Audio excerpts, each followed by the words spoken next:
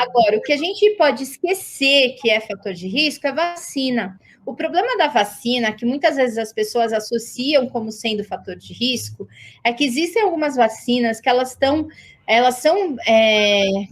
gente toma essas vacinas em fases importantes, nos marcos do desenvolvimento. Então, o que acontece? Você toma a vacina numa fase que você vai ver a alteração, porque você é um marco de desenvolvimento. Dá uma febre, marcou na sua cabeça, aquele dia ele teve uma febre, ficou meio enjoadinho, no outro dia acordou sem falar.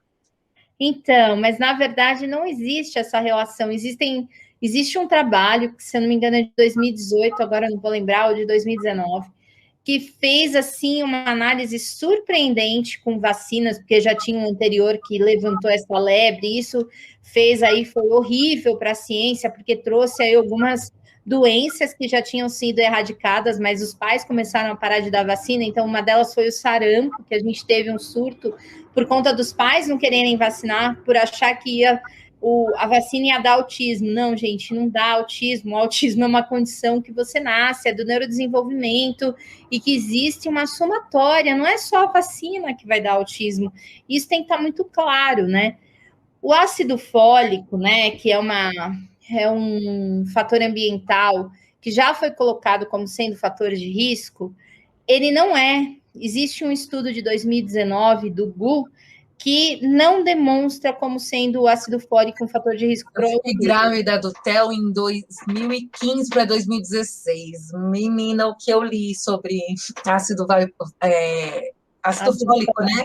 E aí eu falei, meu Deus, eu tomo, não tomo, né? Porque já tinha 2 filhos autistas, tomo, não tomo. Aí a gente sabe também, mesmo com esse medo, o quanto que ele também protege a parte neurológica. Então, vamos tomar, sim, né? E vamos proteger. E aí depois saiu rapidamente falando que não tinha essa relação.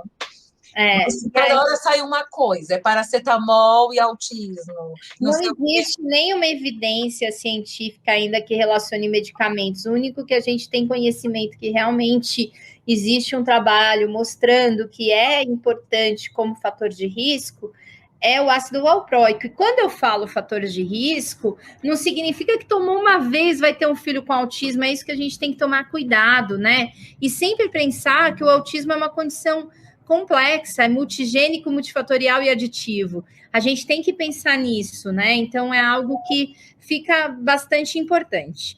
Existem muitas pessoas que me perguntam sobre a relação de fertilização in vitro e autismo, né? Olha, alguns anos atrás existiam 2 trabalhos que esses trabalhos eles eram opostos um do outro. Um dizia que sim e o outro dizia que não. E aí a gente ainda não tem nenhum trabalho científico que coloque isso como fator de risco, então eu não posso dizer, tá? Embora eu tenha, assim, eu tenho observado pessoas que que fazem fertilização ter filhos com autismo, então a gente não pode associar ainda isso como sendo uma questão relacionada como fator de risco. Mesmo porque, se a gente for pensar, uma pessoa que faz fertilização in vitro, ela pode ter outras questões genéticas envolvidas que já dificultaram essa pessoa ter uma gravidez natural.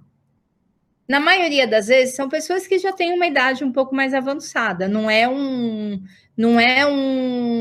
de certo, né? Existem pessoas que fazem fertilização mais jovem, mas às vezes a idade. Então, a gente não pode só falar da fertilização, que ela pode ser algo, não tenho como dizer.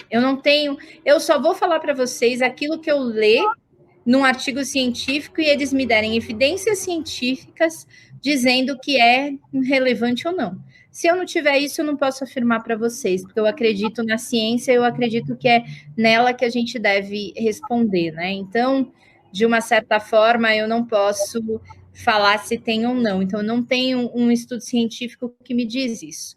Agora, vacina, poluente, alimentação, depressão pós-parto, cesárea, isso não é fator de risco para autismo, pelo menos nos artigos que eu já li.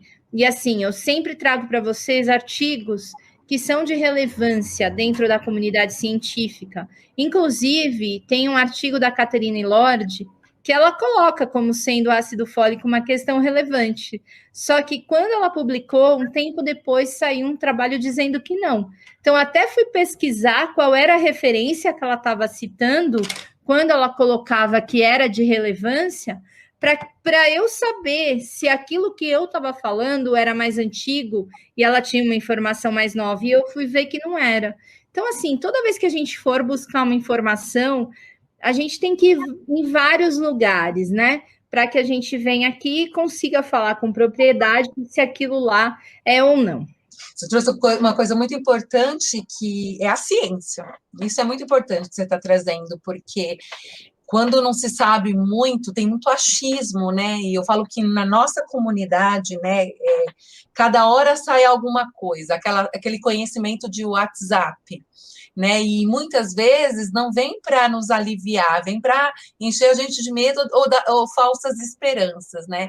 Então, quando você traz essa contribuição da genética e o que a ciência traz, desmistifica um monte de coisa.